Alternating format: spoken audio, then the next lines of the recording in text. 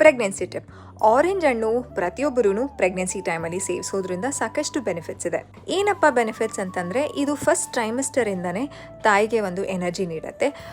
Initially first ಟ್ರೈಮಿಸ್ಟರಲ್ಲಿ nausea, vomiting, ಸುಸ್ತು ಅದೆಲ್ಲ common ಆಗಿರುತ್ತೆ ಅಲ್ಲ. ಈ ಆರೆಂಜ್ನ ಸೇವಿಸೋದ್ರಿಂದ ಅದೆಲ್ಲನೂ ಸ್ವಲ್ಪ ಕಡಿಮೆ ಆಗುತ್ತೆ, ಎನರ್ಜಿ ಸಿಗುತ್ತೆ. ಈ ಕಿತ್ತಳೆ ಹಣ್ಣಲ್ಲಿ ವಿಟಮಿನ್ ಸಿ ಹೇರಳವಾಗಿರೋದ್ರಿಂದ ತಾಯಿಗೆ ಮತ್ತು ಗರ್ಭದಲ್ಲಿರುವಂತಹ ಮಗುಗೆ ಒಂದು ಒಳ್ಳೆ ನ್ಯೂಟ್ರಿಷನ್ ಅಂಶ ಸಿಗುತ್ತೆ. ಆ್ಯಂಡ್ ಆರೆಂಜಲ್ಲಿ ವಾಟರ್ ಕಂಟೆಂಟ್ ಜಾಸ್ತಿ ಇರೋದ್ರಿಂದ ಹೈಡ್ರೇಟ್ ಸಹ ಪ್ರೆಗ್ನೆನ್ಸಿ ಟೈಮಲ್ಲಿ ಆಗೋದು ತುಂಬ ಮುಖ್ಯ. ಸೊ ಆರೆಂಜಿಂದ ಹೈಡ್ರೇಷನ್ ಸಹ ಆಗುತ್ತೆ. ಕೆಲವು ಗರ್ಭಿಣಿಯರಿಗೆ ಗರ್ಭಿಣಿ ಆದಮೇಲೆ ನೀರು ಕುಡಿಬೇಕು ಅಂತ ಅನಿಸ್ತಾನೆ ಇರೋದಿಲ್ಲ, ಆ್ಯಂಡ್ ನೀರು ಕುಡಿದ್ರೂ ವಾಮಿಟ್ ಆಗ್ತಾ ಇರುತ್ತೆ ಅಥವಾ ನೀರು ಕುಡಿಯೋದಕ್ಕೆ ಇಷ್ಟ ಆಗ್ತಿರೋದಿಲ್ಲ. ಅಂತಹ ಸಮಯದಲ್ಲಿ ಈ orange is the best option.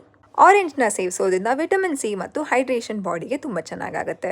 ಮಕ್ಕಳಿಗೂ ಈ ಆರೆಂಜ್ನ ಕೊಡೋದ್ರಿಂದ ಹೈಡ್ರೇಟ್ ಆಗ್ತಾರೆ ಮತ್ತು ಇಮ್ಯೂನ್ ಸಿಸ್ಟಮ್ ಚೆನ್ನಾಗಿ ಡೆವಲಪ್ ಆಗುತ್ತೆ. ಆರೆಂಜಿಂದ ಕೋಲ್ಡ್ ಆಗೋದಿಲ್ಲ, ಕೋಲ್ಡ್ ಇದ್ರೂ ಕಡಿಮೆ ಆಗುತ್ತೆ.